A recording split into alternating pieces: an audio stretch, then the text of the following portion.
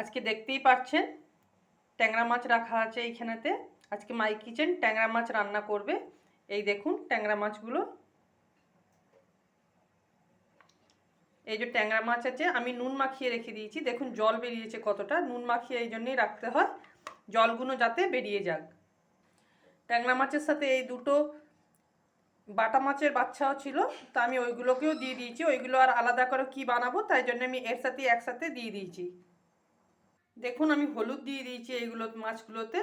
এবার একটু আমি সর্ষের তেলও দিয়ে দেবো, কারণ এই মাছগুলো তেলাক্ত মাছ হয়, যেই কারণেতে কড়াতে তেলের মধ্যে যদি মাছগুলো ভাজি তখন খুব ফোটে, তাই জন্য একটু সর্ষের তেল দিয়ে দিলাম। আর হলুদ দিয়েছি, নুন তো আগেই দিয়ে দিয়েছি। আমি এগুলোকে ভালো করে এবার মাখিয়ে নেবো।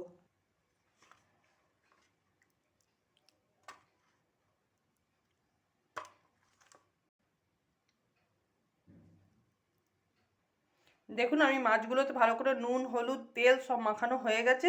এবার আমি কড়া চাপিয়ে কড়ার মধ্যে তেল দিয়ে গরম হতে দেবো।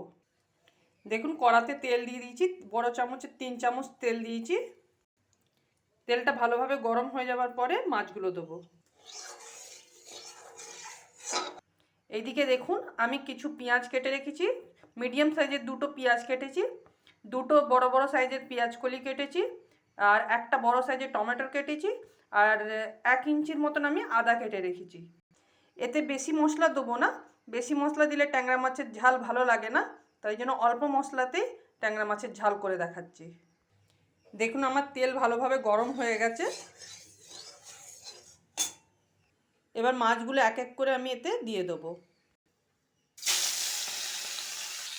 মাছ অলরেডি ফুটতে লেগে গেছে, আমি এবার একটা ঢাকনা দিয়ে চেপে দেবো। একটা কথা বলে দিই, যখন মাছটা দেবেন তখন গ্যাসটা যেন একদম সিম করে দেবেন। এখন আবার যখন উল্টাবেন তখন আবার গ্যাসটা সিম করে দেবেন। দেখুন আমি মাছগুলোকে পাল্টিয়ে দিয়েছি সব ভালোভাবে।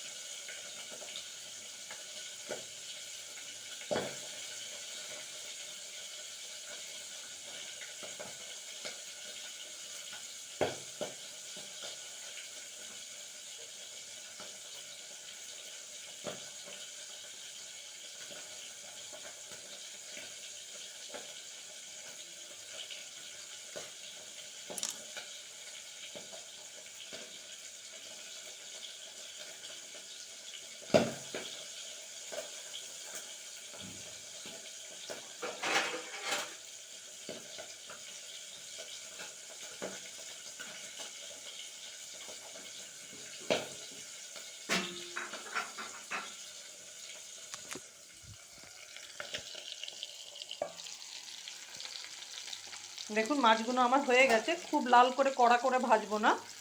দেখুন মাছগুলোকে প্লেটে আমি তুলে নিয়েছি।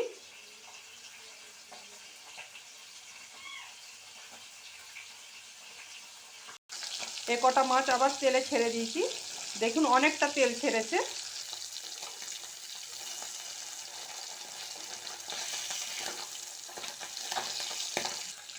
একটু ফুটছে মাছটা।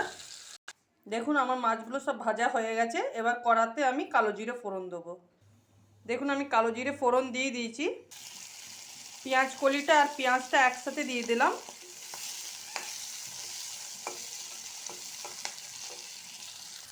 পেঁয়াজ কলিটা আর পেঁয়াজটা একটু লাল লাল করে ভাজা হবে, তারপর আমি অন্য মশলাগুলো দেবো।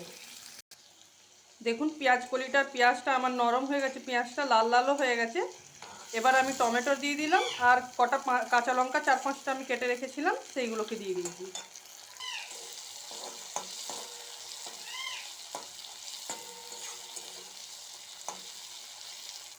টমেটোগুলো একটু নরম হয়ে এসছে। এবার আমি আদাটা যে বেটে রেখেছি সেটা এতে দিয়ে দেবো। দেখুন আদাটা এটা দিয়ে দেবো এতে। আদাটা ভাজা হয়ে গেছে, এবার একটু আমি জল দিয়ে দেবো এতে।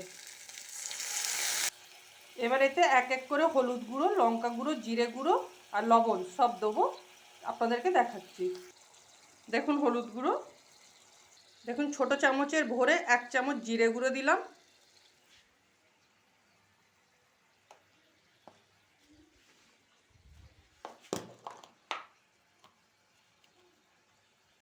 আর এই যে 2 চামচ, 1 চামচ আর আরেক চামচ, এই যে 2 চামচ লঙ্কা গুঁড়ো দিলাম। আর এই যে হাফ চামচের মতন এখন লবণ দিলাম।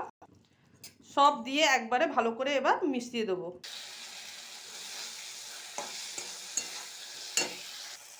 দেখুন আমার কষানো হয়ে এসছে, তেল ছেড়ে দিয়েছে। এবার জল দিয়ে দেবো একটু। দেখুন আমার ঝোল ফুটছে, এবার এক এক করে মাছগুলো দিয়ে দেবো।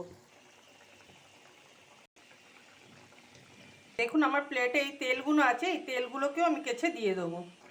দেখুন আমার ট্যাংরা মাছের তেল ঝাল হয়ে গেছে। এবার আমি এতে ধনেপাতা দেবো না, কাঁচা সর্ষের তেল এর উপর থেকে এবার ছড়িয়ে দেবো।